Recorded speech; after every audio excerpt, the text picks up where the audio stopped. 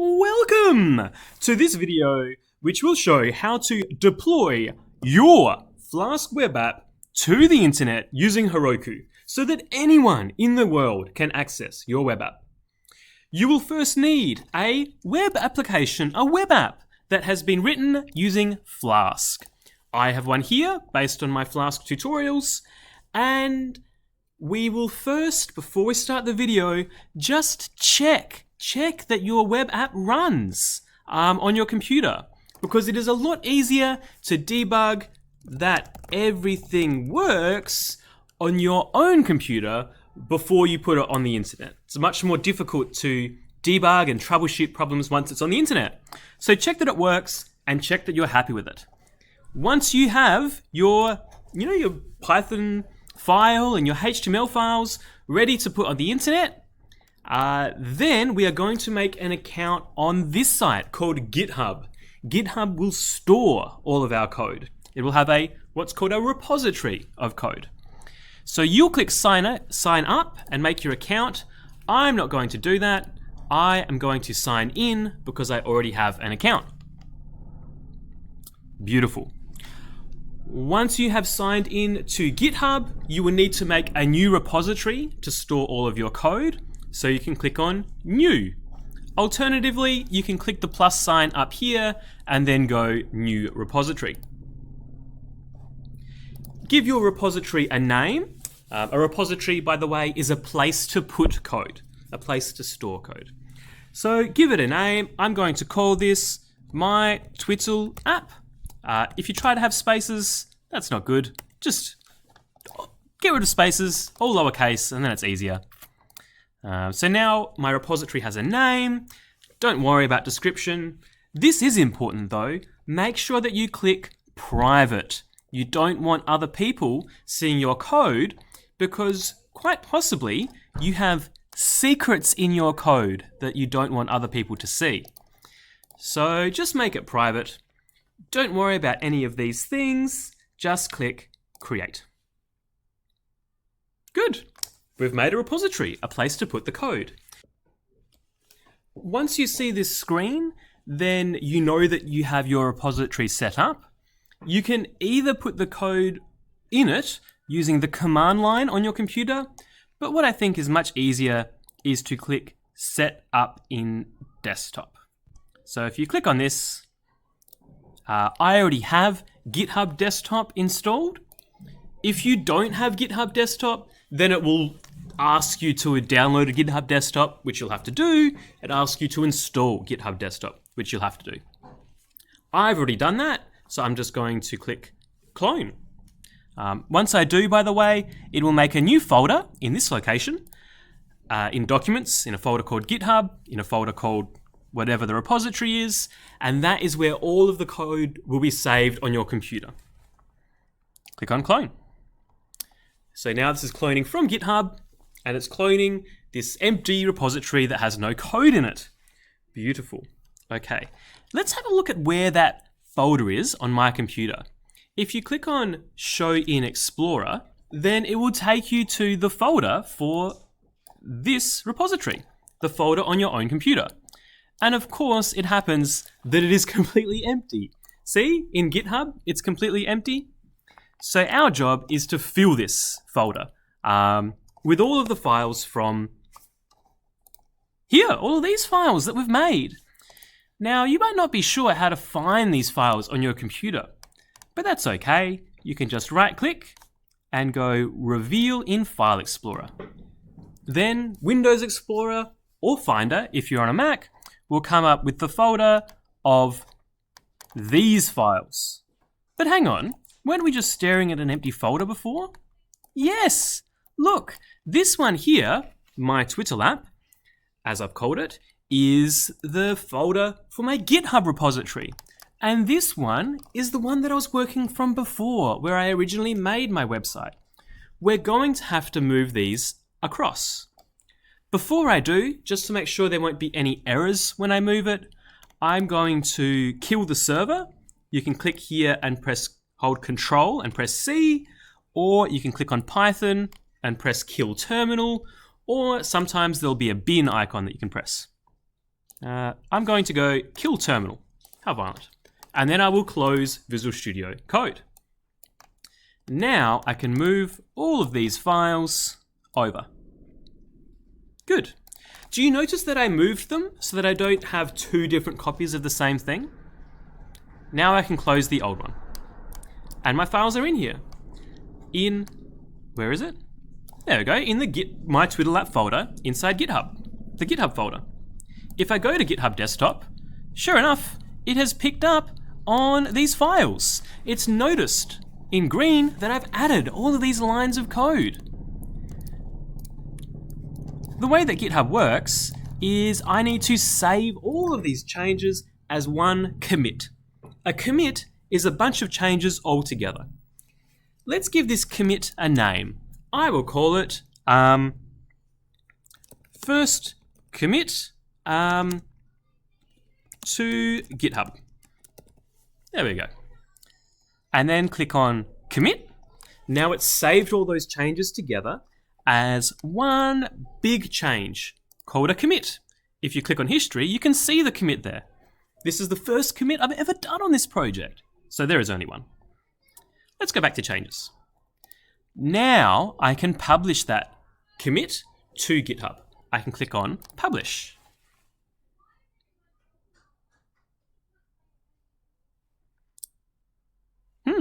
That didn't seem to do much, but hopefully we've pushed our changes up to GitHub. The commit was just a local thing on our own computer, but when we clicked that button, it should have pushed them up to the cloud, to GitHub. GitHub that stores all of our code. If I go here and click on refresh, yay! They're all there. All of our files are there. How exciting. Okay, so what next? Let us... we've cloned our repository. Oh, I know. We need to make a few more changes in our code. Now to do that, maybe we've lost where our code was. If we open up Visual Studio Code, it won't be able to find our code because, remember, we moved it to a new folder? To open this folder in Visual Studio Code, there are many ways. You can drag this folder icon into Visual Studio Code, or you can click on Open in Visual Studio Code. I quite like that button in GitHub because it makes sure that you are editing the right project, especially if you have a few different projects on your computer. If you don't see this button that says Open in Visual Studio Code, go File, and then Options, and then go to Integrations, and then set your external editor to Visual Studio Code. Okay, now let's click on it. Do you trust the authors? Well, you are the author of this code. You made this folder. So say, yes, I trust the authors. Good. And there's our code. There's our twittle.py and our other files. Good. What did we just do? Well, we moved them into a GitHub repository. So the code is on the internet somewhere, but how do we have a web server to host this code and run this server? A web server that people can connect to and view the website. I mean, a simple way, if I click on play, this has started a web server, but it's very basic and people on the internet can't connect to it yet. So to do that, there's a little bit more setup we have to do in the code. We will have to make a new file. So right click in a blank space here and click on new file. And then make a new file called requirements.txt. It's very important that the spelling is exactly that. Requirements.txt. Enter. This says all of the different packages, the different Python modules that we're going to use. If I go back into the script, you can see that we're using Flask and you can see that we're using dataset. So we will need these two things. We will need Flask and we'll need dataset. There is a third one that we will need. There's a program that we're going to use called gunicorn. It's like a unicorn, but with a G. And this is what the web server will use to run our Python file. So those are our 3 requirements in requirements.txt. If I remember, I'll try to put a link in the description to these.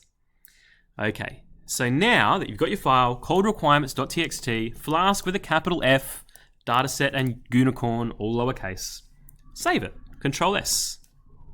Good, so that's saved. We will also need a file to say what script should run, because you might have quite a few Python files. How does it know whether to run this Python file or some other Python file, or even a file of a different language? To do that, we're going to, again, right-click in a blank space and go New File, and make something that is going to be used by our web host. I'll show you our web host first. The web host that we're going to use is Heroku, and they will host our website, meaning they'll have a computer running all the time so that people can visit it and see our website. And Heroku require a file called a Procfile. That's not a universal thing, it's just specific to Heroku. You might wonder, hey, Mr. Aneri, how did you know that you had to make a new file called Procfile and put contents in it that looked like web, space, gunicorn, space, the name of your Python script, which is twittle. We don't write the .py, we just write the name of the Python script, and then colon, and then the name of this Flask object called app. How did you know that, Mr. Aneri? How could you possibly have known that? Well, what I did is I Googled how to deploy website using Flask, and then I ended up just looking at lots and lots of these tutorials. I ended up using Heroku because I quite liked it, and I just followed one of the tutorials. So that is how I know that you need a file, Procfile with a capital F, and it needs to look almost exactly like this. The only thing that might be different is if your script is not called twittle.py, then that won't say twittle, it will say something else. Save your Procfile. Okay, those are the 2 files that we need added so that Heroku can publish our website, deploy our website. So once you've done that, we'll go to GitHub Desktop and we'll describe the changes that we've made.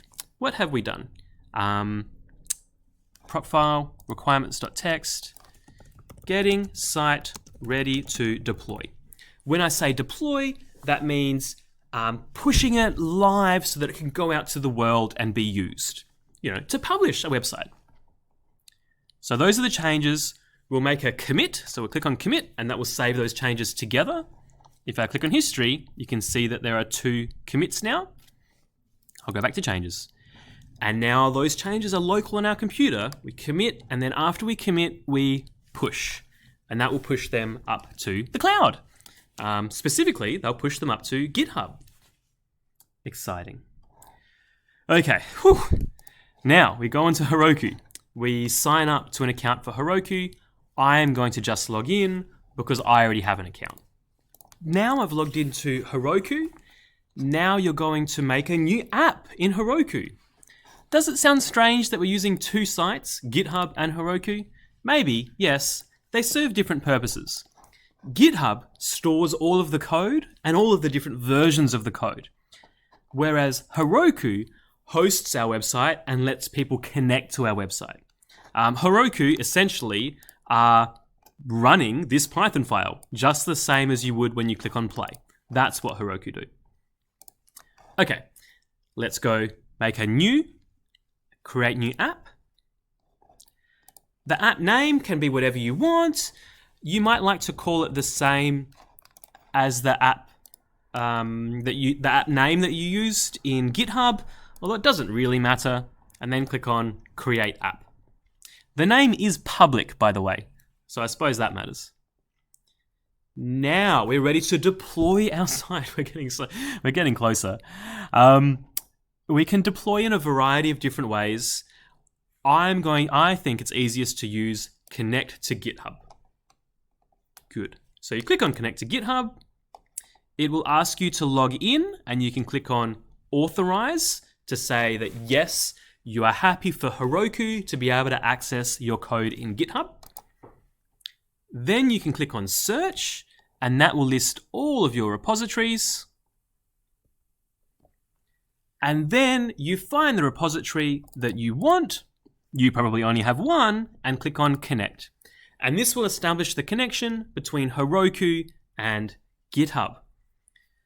Good. Okay, this is getting exciting. Whew. Okay, so what's the process here? The way that you're going to develop is you're going to write code, make changes, save a commit, push the commit to GitHub. Your code will be received by GitHub and updated on GitHub. GitHub will send a message to Heroku. It will send a message only if we click on this button, Automatic Deploys. Good. So now whenever we make a change, GitHub will send a message to Heroku and Heroku will update our site. Just to make that happen for the very first time, and I hope this works. Normally in programming, things don't work as well as you expect. Let's go in Twittle, make one tiny little change. I might change my secret key, for example. Save, go in here, changed secret key. You put a description for the thing that you did, then click commit, then click push.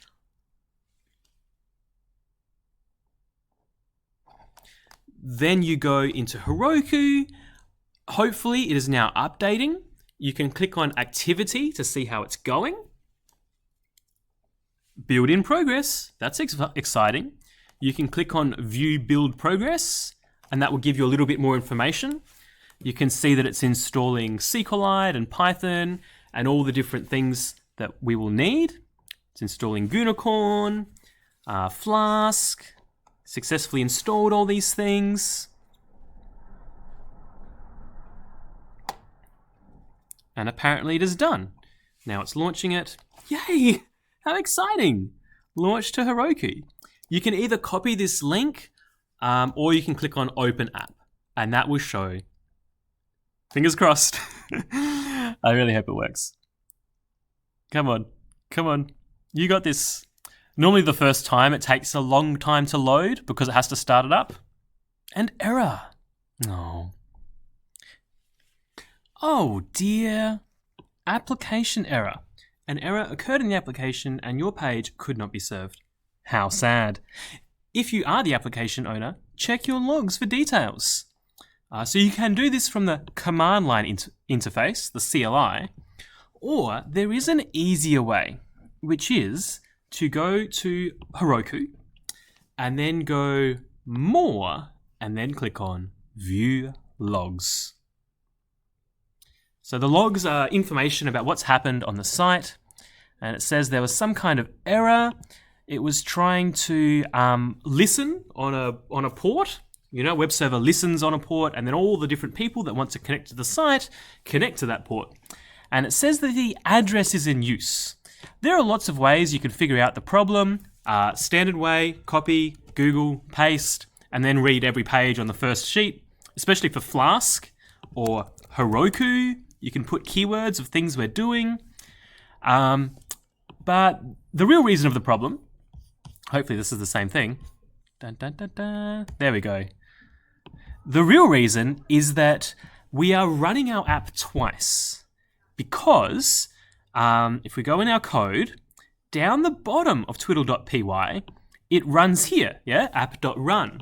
But then also, Heroku will run the app as well. So when Heroku tries to run the app itself, it's already running, the address that it's trying to listen on is already taken, so it throws an error that says, address already in use. How sad. We can fix that though. In fact, the first result, when I Googled it, has the solution. Instead of app.run, we need to put this line before it. I'll show you what that looks like. The line is if __name __. Notice that there are 2 underscores here at the start and 2 underscores here at the end. If __name __, is the same as __main __, then run the app. What? What does this mean? Well, this is a special variable in Python, and if you're running the program yourself, like if you're running it on your own computer, for example, running the Python script directly, then it will run that line of code. But if you're running it with something else, for example, later when you learn about importing a library, if you import it, then it won't actually run that line. What? Well, this will stop the app from being run twice. Because if we don't have it, let's say I get rid of it, then as I said before, it runs once in this line of code, but then Heroku will run it as well. And it tries to run it twice, and that causes the error. The short story is put this line before your app.run. Put your app.run inside an if statement that looks like that. Well, now that I've made that change, I need to push it, right? So I'll kill the terminal. You don't have to kill the terminal, but I will. We'll go into GitHub Desktop. We'll describe what where's the change? Save. Shouldn't there be a change here? Oh, I know why. GitHub Desktop has crashed. That's okay, we'll open it again. Yay, cool, there's my change. So you can see I've changed it to include that line. Good, that's what I wanted. There is a description here that says update twittle.py. Maybe I will call it stop running the app twice on Heroku, because that's the problem that we're fixing. On Heroku, it would run the app in there, and also Heroku will try to run it again. Commit to main. So now we've committed that change. It's not live yet. We need to push it. That will push it to GitHub. So that will push it to GitHub, which is here. And then GitHub will send a message to Heroku. So if I go to activity in Heroku, good. You can see that it's building again. You can click view build progress if you want. You don't have to. And it will show the progress of that. That will take about 30 seconds. Your website is very important to us. Please hold.